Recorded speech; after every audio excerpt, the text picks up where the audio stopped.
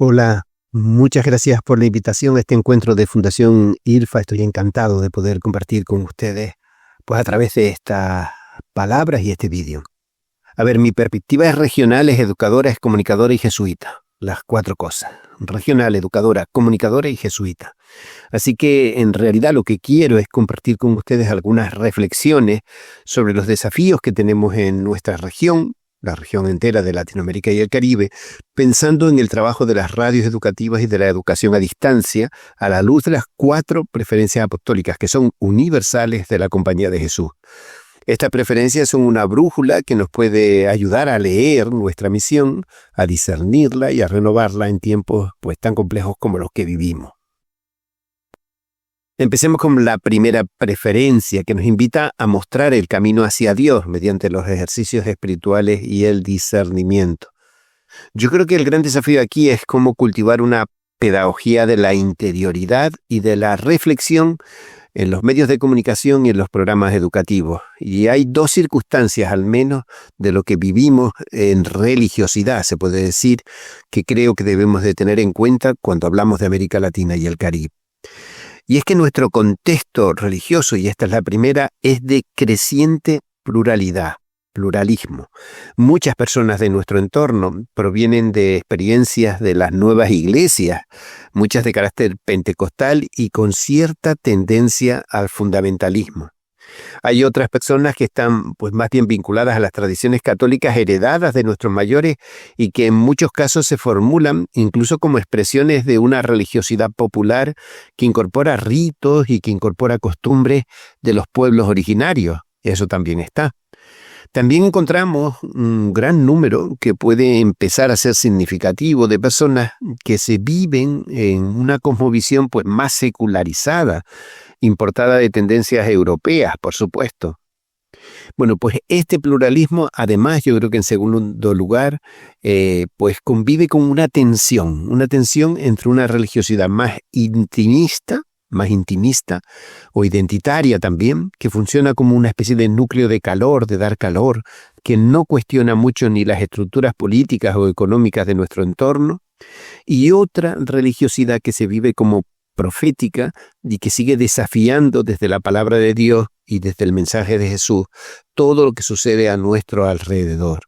Una religiosidad que sirve para leer la realidad y para tratar de transformarla. O sea, por un lado, pluralismo, por otro lado, tensión entre dos polos de la religiosidad. Por si esto es así, si intentamos apuntar en una dirección desde el máximo respeto, por supuesto, a otras tradiciones, a mí me parece que nosotros podemos y creo que debemos aportar una formación, una comunicación que acentúe, por un lado, la profundidad como modo de apreciar todo el bien recibido y todo el don de Dios. Profundidad, don recibido. Por otro lado, el diálogo entre las diferentes experiencias no están ahí para estar aisladas y no conocerse. Debemos conocerlas. En tercer lugar, un examen cotidiano de nuestras vidas y la de nuestro entorno. Ese examen ignaciano, hacerlo cotidianamente. Y en cuarto lugar, un empeño en servir y transformar que solo puede nacer desde el reconocimiento de lo bueno que se nos ha dado, de tanto bien recibido. Bueno, vamos con la segunda preferencia. Nos pide caminar junto a los pobres y descartados de nuestro mundo, junto a quienes ven vulnerada su dignidad. Creo que el principal desafío de esta preferencia es hoy por hoy cultural. Propongo algunas señales, algunas aparentemente contradictorias de esta cultura que, nuestros papas han llamado cultura del descarte.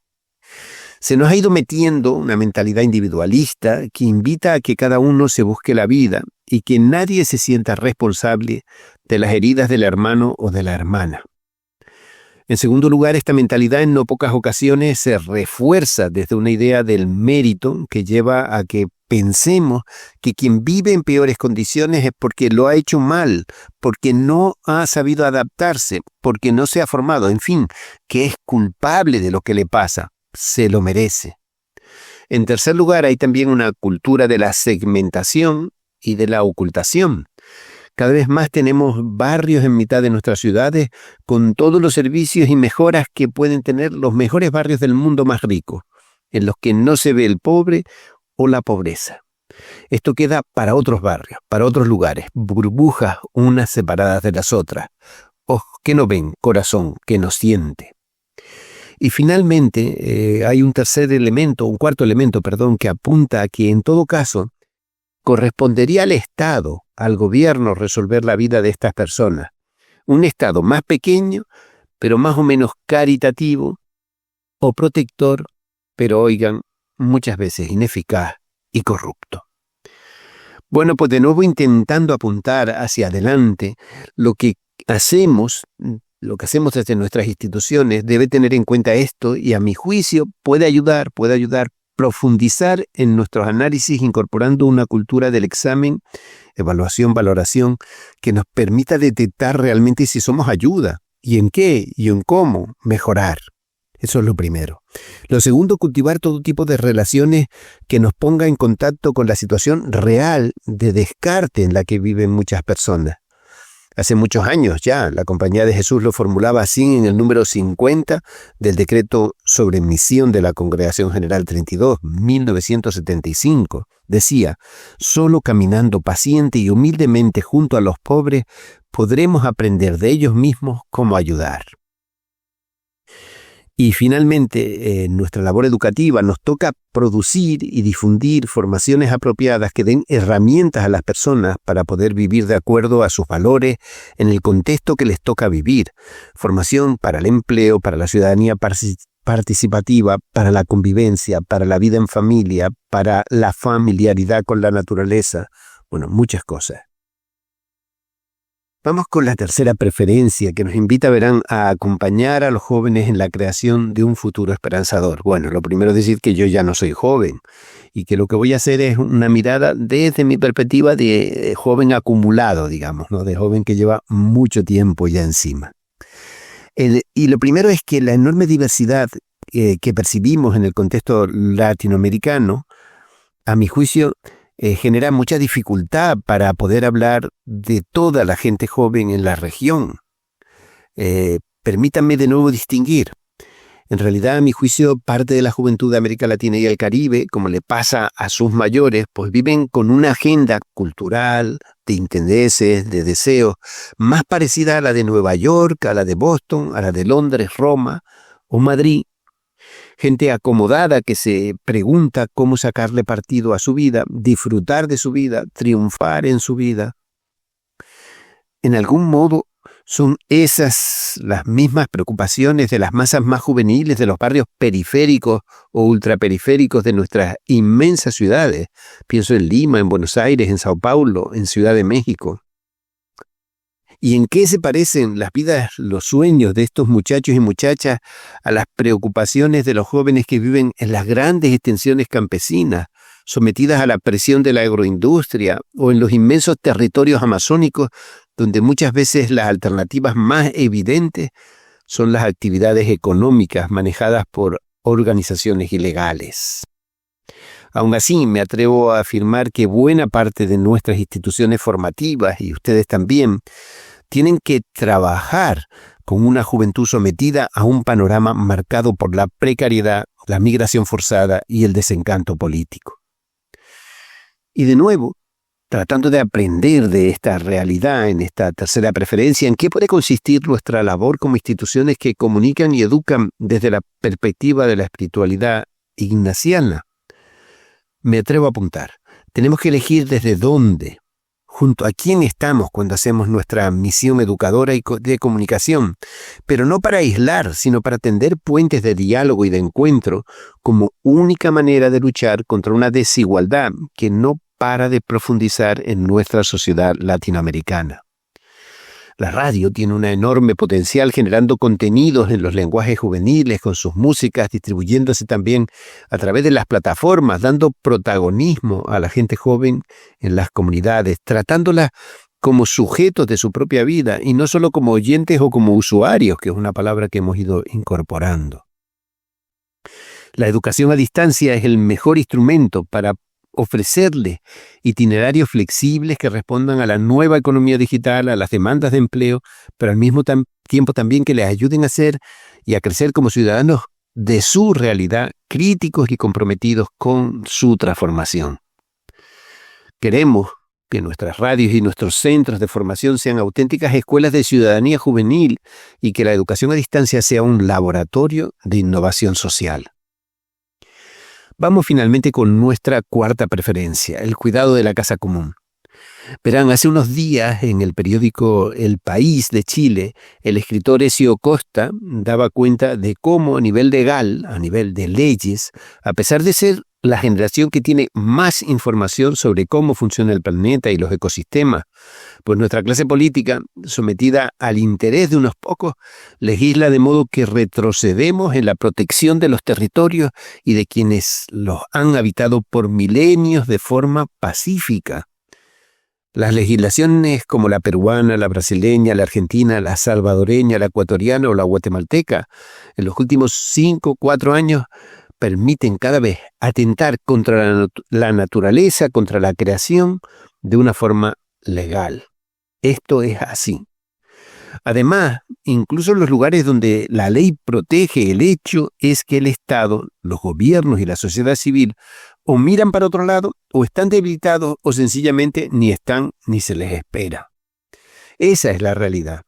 Fuera de algunas islas y de algunas sociedades que funcionan como excepciones, después de la pandemia, los acuerdos comerciales e internacionales y las legislaciones nacionales son más débiles con la protección del medio y también de los propios derechos de las personas directamente implicadas en esa protección.